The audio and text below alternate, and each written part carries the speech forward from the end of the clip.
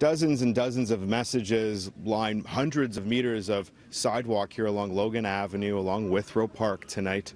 I'm Adrian Ghobrial. You can see over here there's some young kids and families which are leaving some new messages. It's heading north all the way up towards Danforth Avenue. That's what organizers hope. I want to share one of the messages with you right here. This one reads, "Hope is the thing with feathers that perches in the soul and sings the song without words and never stops at all." E. Dickinson. Now, making sense of the senseless can be a tough thing for anyone here in this community, in our city tonight. Though for some here, in some small way, this is how the community is coming together. Now, I spoke with the woman who came up with this idea during the dark hours of last night. I texted my neighbor who has two small kids, and I asked Sophie if she had any chalk, and she, of course, texted me back and said, of course. And I said, hey, let's go do some chalk drawing on the sidewalk. And we started at the corner at 11, and some other neighbors joined in, and here we are. You know, I guess a couple of hours later, 2.5 hours later, you know, a good portion of the way up the Danforth, and I'm just wondering if we could make it all the way to the Danforth. That would be pretty cool. And I hope it has gone a small way toward healing the neighborhood. The common theme today is that this could have happened anywhere. Steps from where shell casings are covered, a daycare where children could be seen laughing and playing today.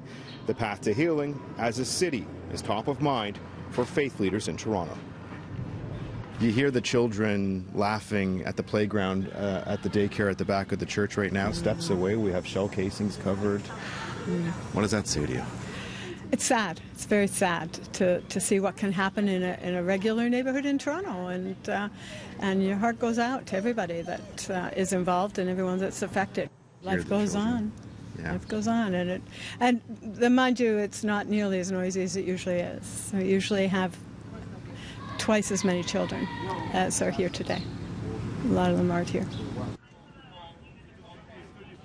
The man who shot this video of the frantic response by first responders asked that we not use his name, but he grew up in this part of town.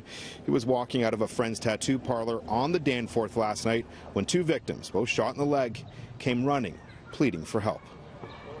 Came running in as we were walking out. And what did you guys do? You tried to bandage them? We wrapped them up. The police lines are all busy. We tried calling it, and then wrapped them up. The ambulance was there pretty quick. They took them out. How would you describe the state that they were in? He was good. He was in shock. He seemed fine for being shot in the leg and how much blood was there. It was, you know, knowing what transpired now today, having a greater understanding of it, what's going through your mind? It could have been a matter of seconds, right? We were just headed out. If it would have been two minutes later, could have been you. Could have been us, you know. But I don't know, the city's getting too violent right now. Something's got to happen about that. That's all I got to say. How does this community, how does it move on from here? How does it heal from this? I don't know. Gotta stop the violence, I guess. This was just, you know, I could see if it was somebody who did something deserved it, that'd be a different story. But you're shooting innocent people, you're shooting kids. That's not right there.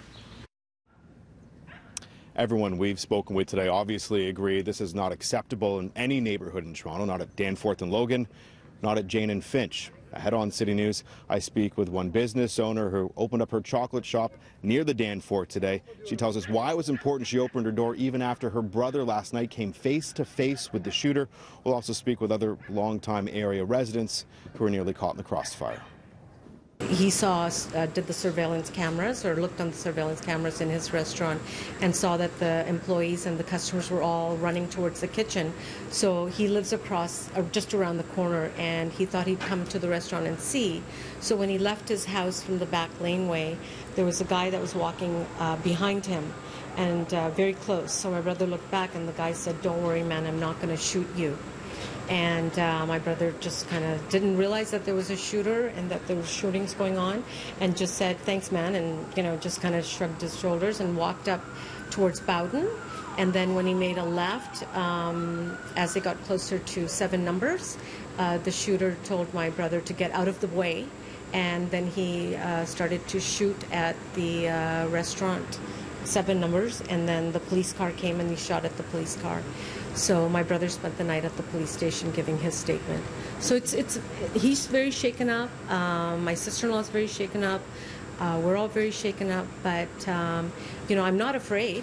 I think this was just something, unfortunately, that happened, and it happened on Yonge Street, which was tragic, and it's happened here. But I think everyone's just going to come together and support each other.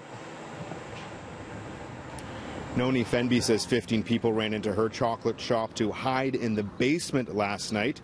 About 15 minutes before that, Michael Hollett, the co-founder of Now Magazine and president of North by Northeast, was having ice cream at Fenby's Avoca Chocolatier with his wife and son.